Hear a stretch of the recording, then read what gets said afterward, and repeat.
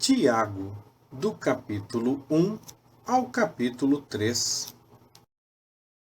Tiago, servo de Deus e do Senhor Jesus Cristo, às 12 tribos da dispersão, saúde. Meus irmãos, tende por motivo de grande gozo o passardes por várias provações, sabendo que a aprovação da vossa fé produz a perseverança. E a perseverança tenha a sua obra perfeita, para que sejais perfeitos e completos, não faltando em coisa alguma. Ora, se algum de vós tem falta de sabedoria, peça a Deus, que a todos dá liberalmente e não censura, e ser-lhe-á dada. Peça, porém, com fé, não duvidando.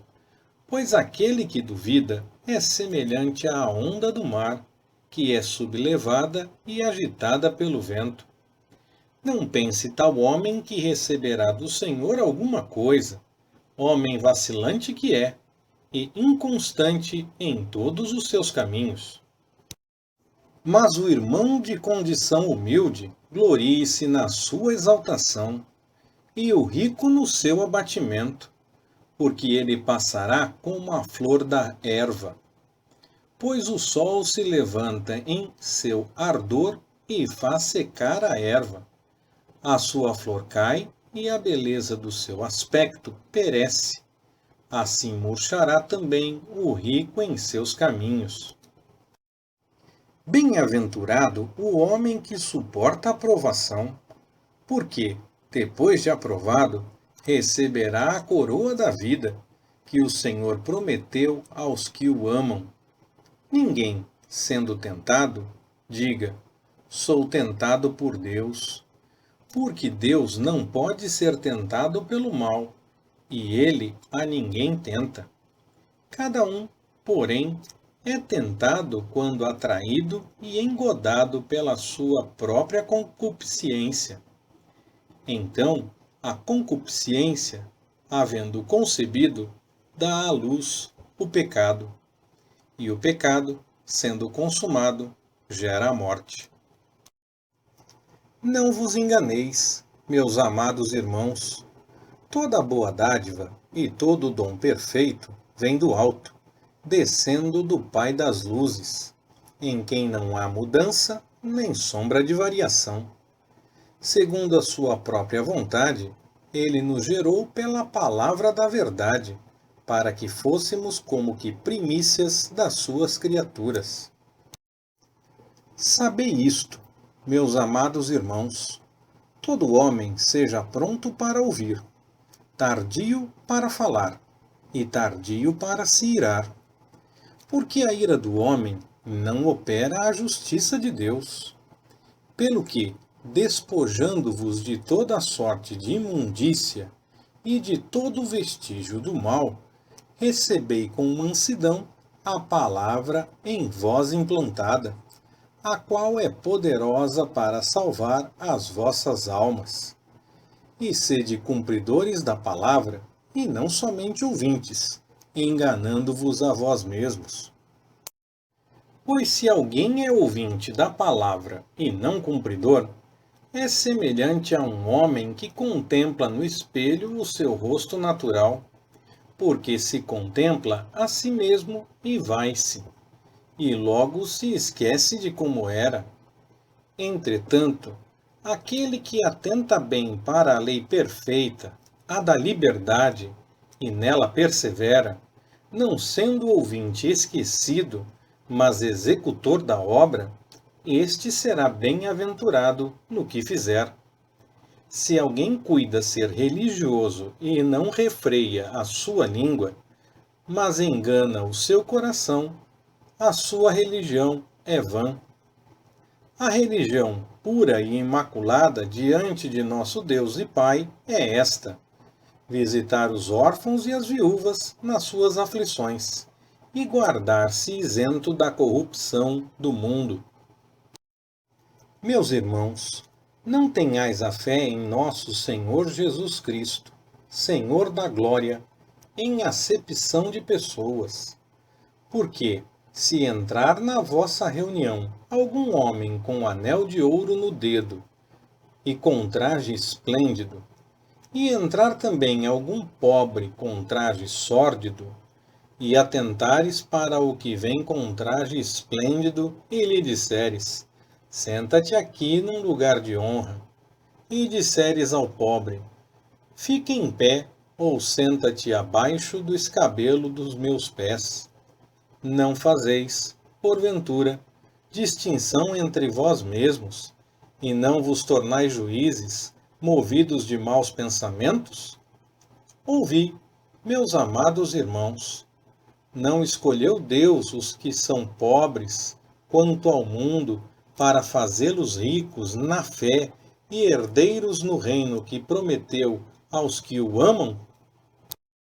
Mas vós desonrastes o pobre. Porventura, não são os ricos os que vos oprimem e os que vos arrastam aos tribunais? Não blasfemam eles o bom nome pelo qual sois chamados?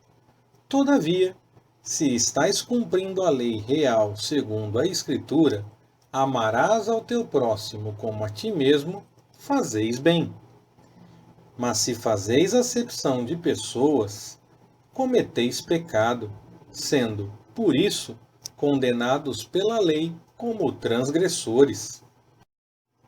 Pois qualquer que guardar toda a lei, mas tropeçar em um só ponto, tem se tornado culpado de todos. Porque o mesmo que disse, não adulterarás, também disse, não matarás. Ora, se não cometes adultério, mas és homicida, te has tornado transgressor da lei. Falai de tal maneira, e de tal maneira procedei, como havendo de ser julgados pela lei da liberdade. Porque o juízo será sem misericórdia para aquele que não usou de misericórdia. A misericórdia triunfa sobre o juízo. Que proveito há, meus irmãos, se alguém disser que tem fé e não tiver obras? Porventura, essa fé pode salvá-lo? Se um irmão ou uma irmã estiverem nus e tiverem falta de mantimento cotidiano, e algum de vós lhes disser: ide em paz, aquentai-vos e fartai-vos, e não lhes derdes as coisas necessárias para o corpo, que proveito há nisso? Assim também a fé, se não tiver obras, é morta em si mesma. Mas dirá alguém: tu tens fé e eu tenho obras. Mostra-me a tua fé sem obras, e eu te mostrarei a minha fé pelas minhas obras. Crês tu que Deus é um só? Fazes bem. Os demônios também o creem e estremecem. Mas, queres saber, ó homem insensato, que a fé sem as obras é inútil? Porventura não foi pelas obras que nosso pai Abraão foi justificado quando ofereceu sobre o altar seu filho Isaque? Vês que a fé cooperou com as suas obras, e que pelas obras a fé foi aperfeiçoada. E se cumpriu a Escritura que diz: e creu Abraão em Deus, e isso lhe foi imputado como justiça, e foi chamado amigo de Deus. Vedes, então, que é pelas obras que o homem é justificado, e não somente pela fé. E de igual modo, não foi a meretriz Raabe também justificada pelas obras, quando acolheu os espias e os fez sair por outro caminho? Porque, assim como o corpo sem o espírito está morto, assim também a fé sem obras é morta. Meus irmãos, não sejais muitos de vós mestres, sabendo que receberemos um juízo mais severo. Todos tropeçamos em muitas coisas. Se alguém não tropeça em palavra, esse é homem perfeito e capaz de refrear também todo o corpo. Ora, se pomos freios na boca dos cavalos para que nos obedeçam, então conseguimos dirigir todo o seu corpo. Vede também os navios que, embora tão grandes e levados por impetuosos ventos, com um pequenino leme se voltam para onde quer o impulso do timoneiro. Assim, também a língua é um pequeno membro e se gaba de grandes coisas. Vede quão grande bosque um tão pequeno fogo incendeia. A língua também é um fogo. Sim, a língua, qual mundo de iniquidade, colocada entre os nossos membros, contamina todo o corpo e inflama o curso da natureza, sendo, por sua vez, inflamada pelo inferno. Pois toda espécie, tanto de feras como de aves, tanto de répteis como de animais do mar, se doma e tem sido domada pelo gênero humano. Mas a língua, nenhum homem a pode domar.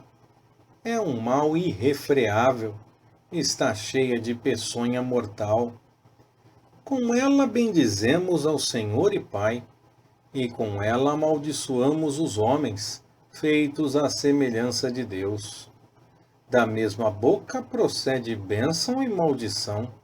Não convém, meus irmãos, que se faça assim. Porventura a fonte deita da mesma abertura água doce e amargosa? Meus irmãos, pode acaso uma figueira produzir azeitonas, ou uma videira figos? Nem tampouco pode uma fonte de água salgada dar água doce. Quem dentre vós é sábio e entendido? Mostre pelo seu bom procedimento as suas obras em mansidão de sabedoria.